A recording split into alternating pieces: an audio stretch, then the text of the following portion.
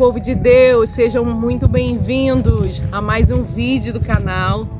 Quero desde já agradecer a todos os meus amigos, todos aqueles que já se inscreveram, todos aqueles que têm enviado, compartilhado essa mensagem. Eu conto com a sua ajuda para que vocês se inscrevam no canal, deixem o seu like, é de extrema importância para que o YouTube venha reconhecer que esses conteúdos, eles são relevantes e comece a propagar a palavra de Deus através desse canal. Amém?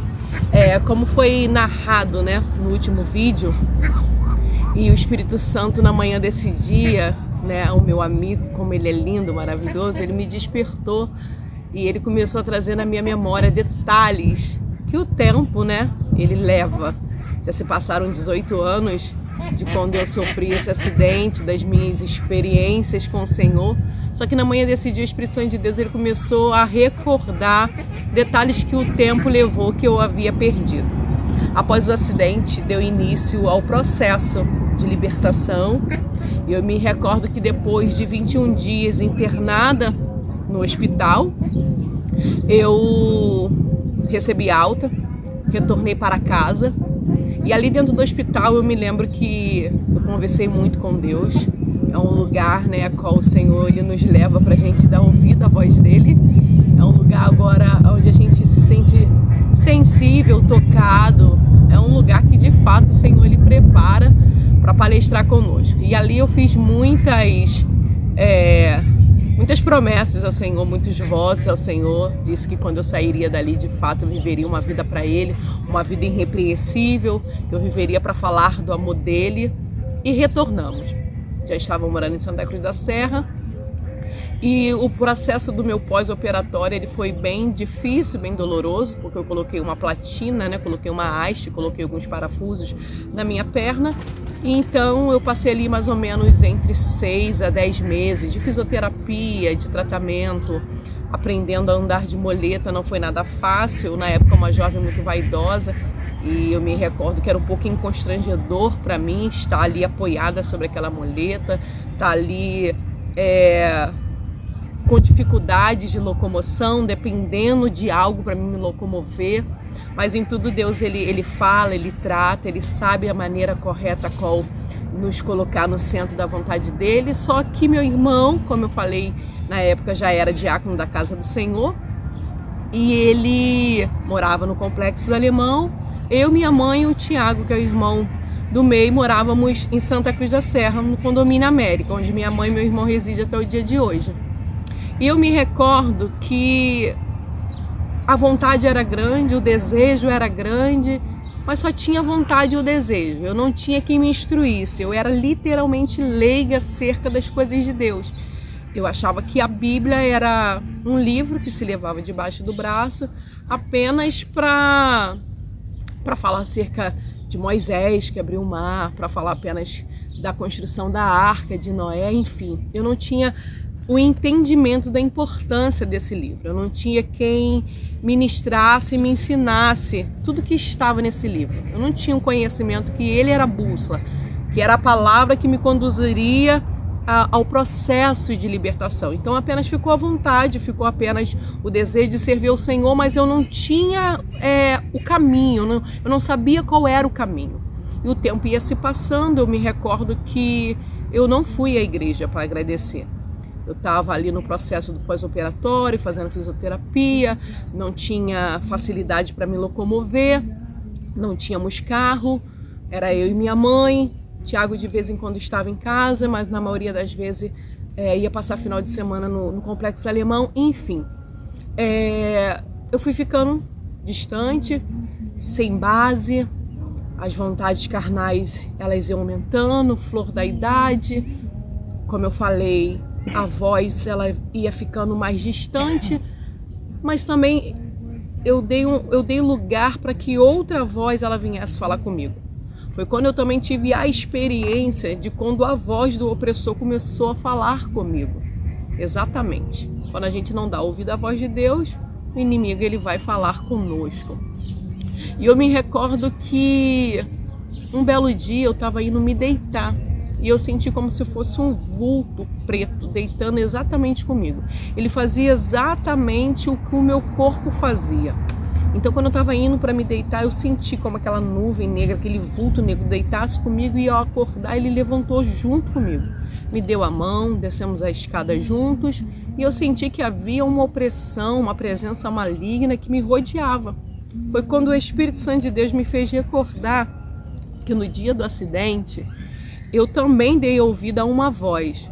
O Espírito Santo de Deus me recordou na manhã desse dia, que quando eu estava a caminho da Washington Luiz, eu vivi uma experiência que eu vou narrar aqui para vocês, que eu já havia me esquecido, mas o Espírito Santo de Deus me fez lembrar na manhã desse dia, e a experiência era como se um cego pegasse na minha mão, e eu também ficava cega naquele momento, e eu ia sendo conduzida à rodovia dentro, a ponto do carro que estava se aproximando de mim buzinar e eu não ouvi. Eu estava totalmente dispersa, eu não ouvi a buzina daquele carro.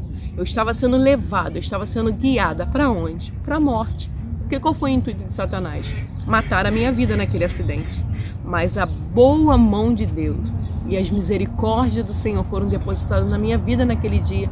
E o Senhor não permitiu que Satanás ele me ceifasse. Mas ele não desistiu. Eu fiz promessas para o Senhor lá dentro do hospital, ainda com 17 anos de idade. Eu fiz votos com o Senhor.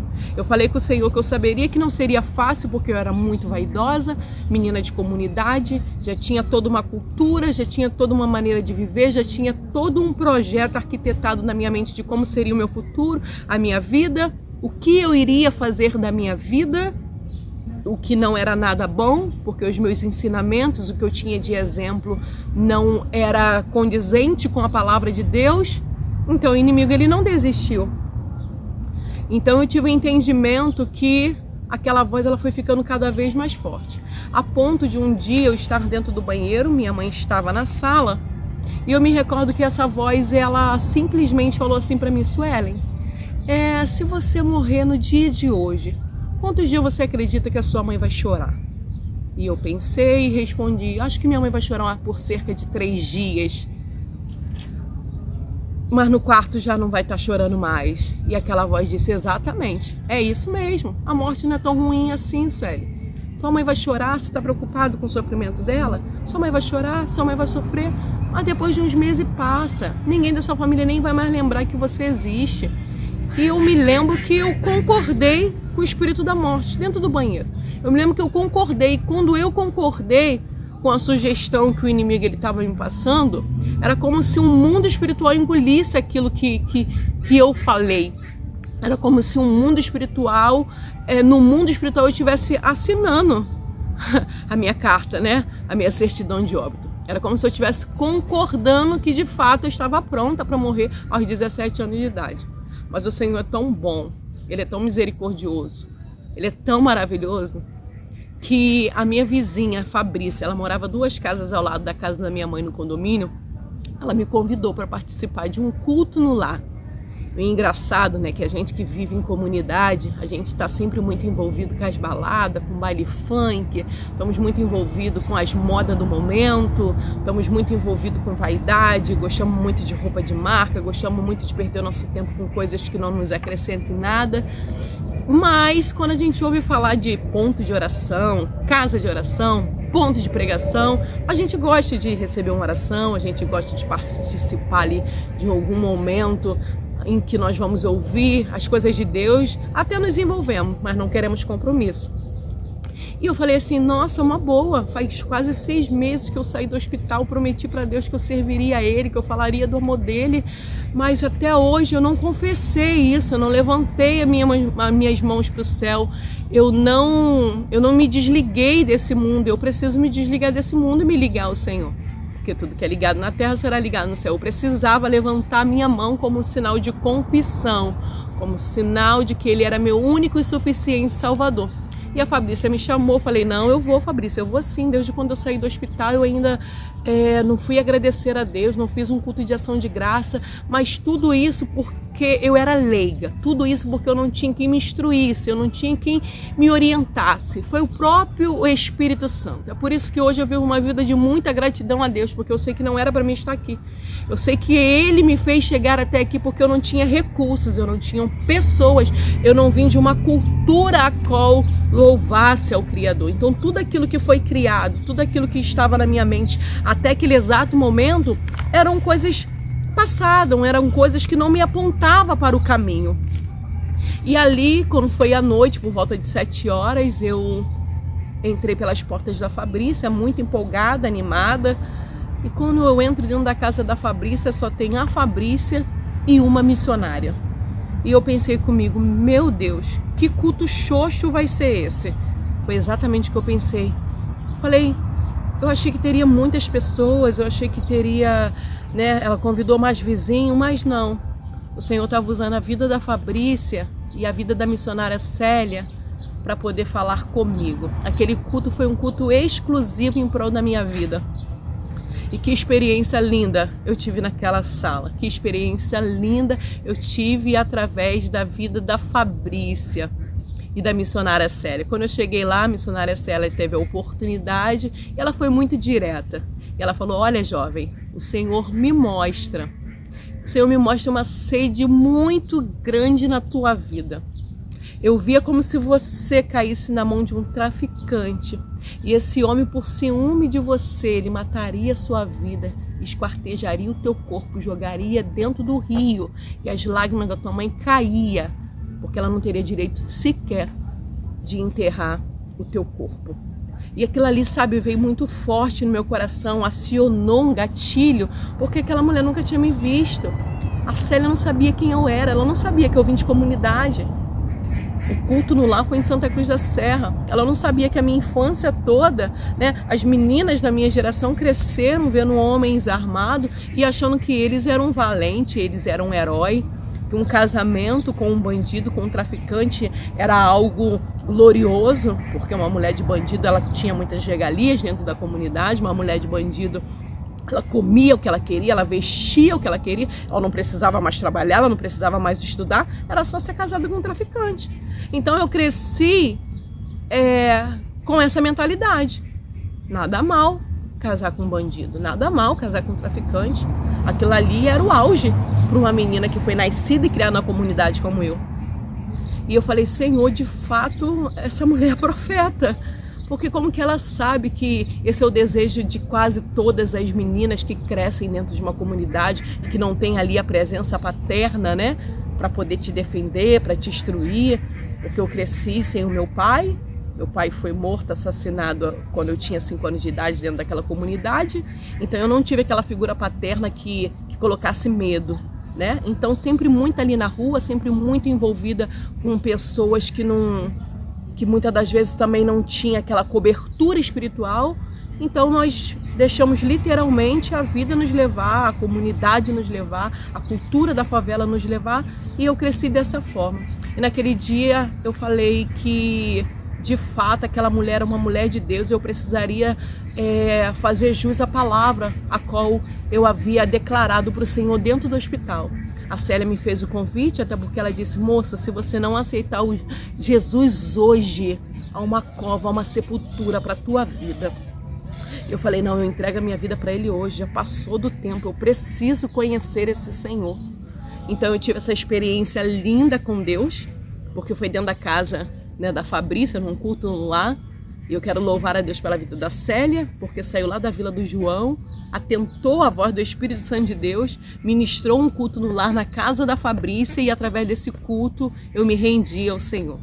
E ali dei início, né, a minha caminhada em prosseguir, conhecer o Senhor, em permitir que o Senhor ele viesse me guiar em todos os meus caminhos.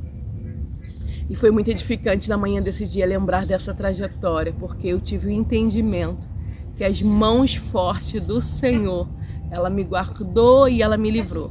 E como diz aqui no livro de Lucas, Evangelho de Lucas, no capítulo 1, versículo 37, porque para Deus nada é impossível. O Senhor ele se fez presente na minha vida, me permitiu me livrar daquele acidente, me permitiu entrar dentro da casa da Fabrícia, para que eu me rendesse ao Senhor e eu desse continuidade a uma linda história com o meu Criador. Que você venha permitir que o Espírito Santo de Deus ele te leve às experiências que você teve com Ele lá atrás. Dobre os seus joelhos, chama ao Senhor nessa manhã e fala: Senhor, me permite voltar. Eu quero lembrar, eu quero trazer à memória aquilo que me traz esperança. Porque quem sabe você já se esqueceu de tudo que Deus fez por você. Quem sabe você já se esqueceu dos teus momentos de vales, de dor, de choro, de lágrima, de perda, de luto. E o Senhor, através desse testemunho, parte 2, que ainda tem muita coisa pela frente, Ele está trazendo à tua memória o quanto Ele foi bondoso na tua vida. E o quanto Ele quer concluir e terminar a obra que Ele começou. Porque Ele não é Deus que pega as coisas e deixa pela metade. Ele quer investir na tua vida. E Ele quer fazer o nome dEle ser glorificado através do seu testemunho de vida. Diante dos olhos humanos, apenas uma fase, apenas circunstância, nada de edificante. Mas eu quero te dizer que tudo que você passou vai servir de edificação para levantar, restaurar e curar outras vidas. Fica com essa mensagem, compartilhe. Deixa seu like, envie, divulgue. Vamos junto nessa caminhada cristã. Você ora por mim, eu oro por você e rumo chegaremos ao céu de glória. Amém? Agradeço a minha oportunidade. Até o próximo vídeo. Fiquem na paz em nome de Jesus.